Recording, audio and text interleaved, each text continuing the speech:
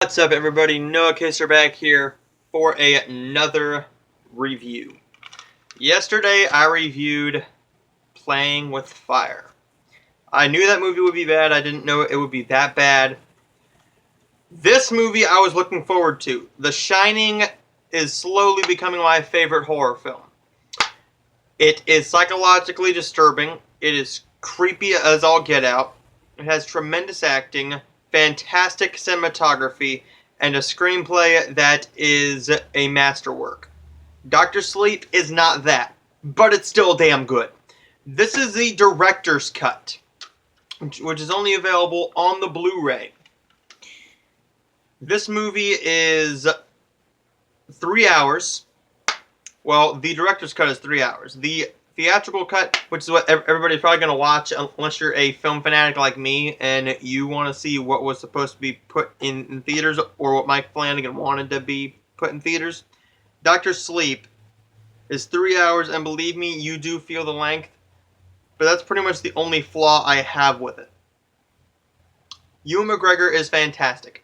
This is all about Ewan McGregor, who plays an adult Danny Torrance. He's suffering with alcohol abuse now, and he's trying to get rid of all memories from his past as possible while trying to get rid of his alcohol problem by going to AA meetings, stuff like that. And there's also this girl who can also shine, and she has a very powerful shine. And Rebecca Ferguson plays Rose the Hat. Rose the Hat, who is another person who can shine very, very strongly. Her and her accomplices, pretty much, are looking for people just like this girl and Danny Torrance so that they can get them, kill them, and steal their shine to make them live longer lives, or to help them live longer lives. This movie is good. It's really, really good. I wish I would have saw this in theaters, but, you know, plans changed, and people didn't want to go and see the movie, so I just thought, you know what, I'll wait till DVD and Blu-ray for it. Why? Because it didn't come to my local theater. I would have to have drove 30, 40 minutes to see the movie, and I was not going to do that for this movie. Doctor Sleep is definitely one of the best horror films I've seen in a while. Well, mainstream horror anyways.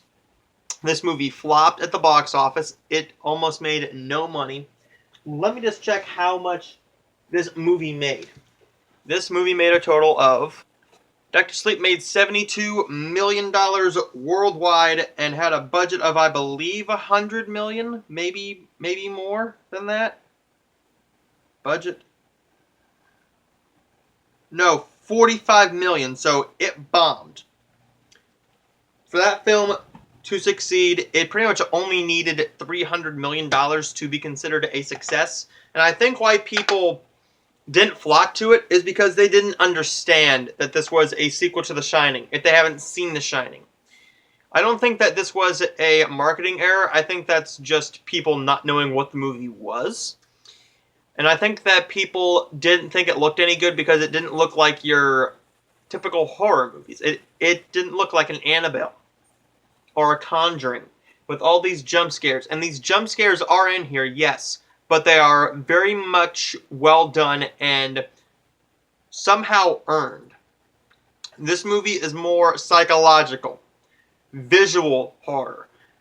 Mike Flanagan also made two very good horror films that I have seen. I saw Hush and I saw Gerald's Game. I've seen both of those. They are really, really good, specifically Gerald's Game. Gerald's Game stars Carla Gugino, who goes on a getaway, and she's handcuffed to a bed, and her lover dies, and now she has no phone, nothing to drink or eat, or something very easily to drink or eat, and she starts seeing things. Hush is pretty much this home invasion movie about this deaf mute woman who is trying to keep her house safe from this intruder, but he just is standing there staring at her in the windows. Through the windows. Just trying to scare her. That movie's really good as well. He's also made Oculus, which I had not seen, Ouija, Origin of Evil, which I refuse to see, Before I Wake, which I have not seen, and he directed all of the episodes of Haunting of Hill House, which I have not seen any of them. He's a fantastic horror director. I'm hoping that he gets bigger budget work, and I'm hoping that his work gets more love for it. He knows how to direct his actors fantastically. Rebecca Ferguson is fantastic. The little girl in here is one of the best child performances I think I've seen over the past couple years. Especially after I watched Playing with Fire, which we don't need to talk about Playing with Fire, because that... But that was a Nickelodeon movie. This is a bigger budget, a huge horror film from a major studio, which is a sequel to probably the greatest horror film ever made, in my humble opinion. Other people say it's The Exorcist. I don't think so. I think The Exorcist, I have not seen it, and I refuse to watch it all the way through.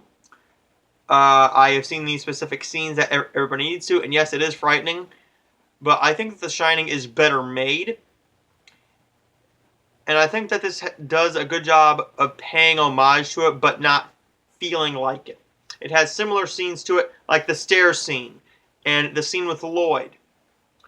Jack Torrance does pop up in here a couple times, but it's not Jack Nicholson. They do a very good job of recasting to make him look as close to Jack Torrance, as close to Jack Nicholson from 1980 as they possibly could.